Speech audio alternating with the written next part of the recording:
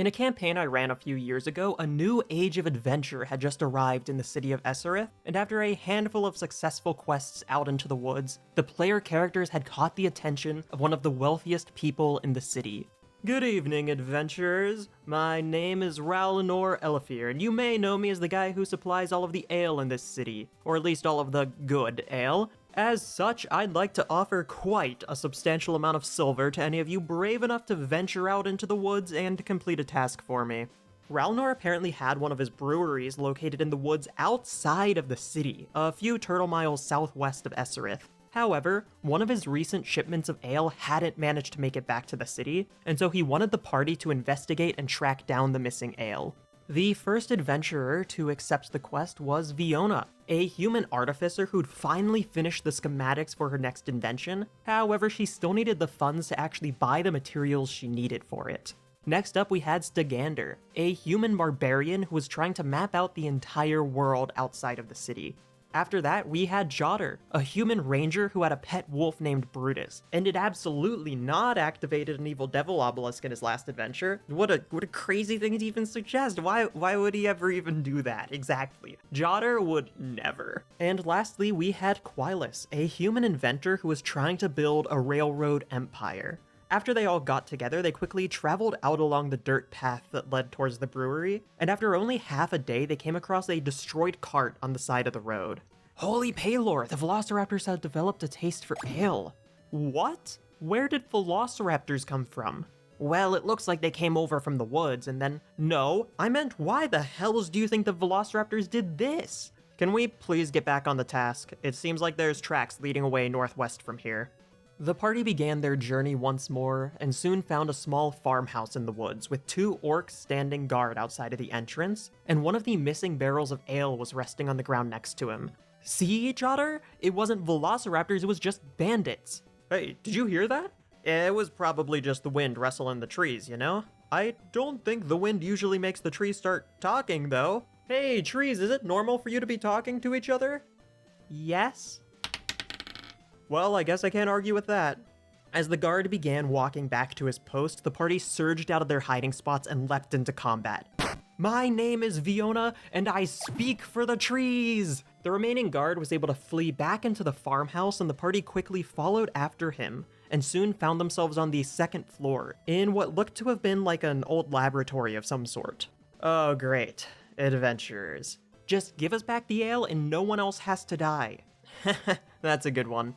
How about this? You leave us alone, and you get to return to your city with your life intact, which frankly is a better deal than the last group of adventurers who crossed us. You've already slaughtered half a dozen people for this ale. We can't just let you get away without paying for what you've done.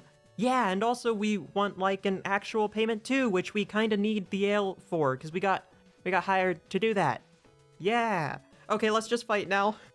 Shortly into the battle, Stagander missed one of his axe strikes and broke open one of the room's walls, revealing a secret room hidden behind it. Inside of the dark, dingy space was a large red ooze-like creature, covered in mouths and eyeballs, and resting behind it was a small emerald frog statue.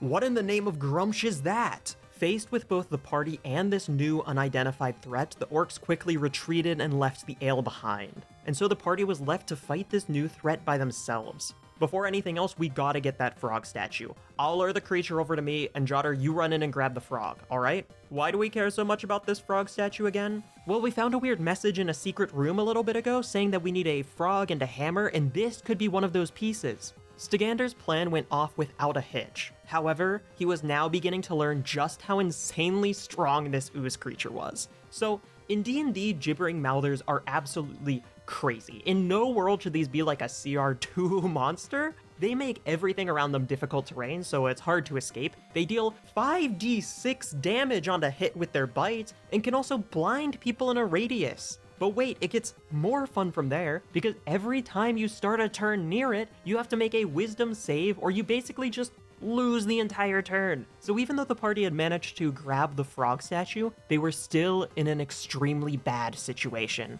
I've got an idea. Y'all grab the ale and get out of here. I'll deal with the ooze. Jotter tossed the frog statue over to Fiona and stepped towards the gibbering mouther as the rest of the party fled out of the farmhouse. Now, you might be thinking, Jodder must have some sort of brilliant plan he's concocted and is about to break the Dungeons & Dragons 5th edition rules in order to instantly nuke this enemy. And instead of that, what he did do was he lit the building on fire, then jumped out the window. Yep. Just like in almost every single Call of Cthulhu game I've ever played, the strategy actually worked pretty well, and the party began their trek back to the city of Eserith as the farmhouse burned down behind them. Once the party returned with their reclaimed ale, they were paid a hefty reward and everyone split up to go spend their money.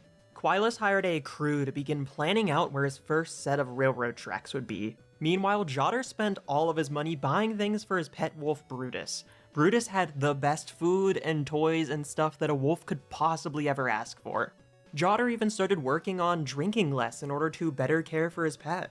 Stygander gave most of his money to his family and used the rest to buy a ton of parchment for the map that he was working on. And lastly, Fiona was finally able to rent out a lab space and begin construction on the project she'd had in her head for the past few weeks, a clockwork of her own. However, even as things were beginning to look up for Eserith, nobody knew that the very next adventure would permanently change the course of the campaign, as the party would soon have an encounter with a legendary magic item, a powerful deck of cards that was known as the Deck of Many Tarrasques. However, that's going to have to wait until next episode, so don't forget to subscribe so you don't miss that when it gets uploaded. Also, I have a Patreon if you want to help support the channel. You get access to a few short horror stories I've written, and new ones are occasionally posted every once in a while. Either way, I'll see you in the next video.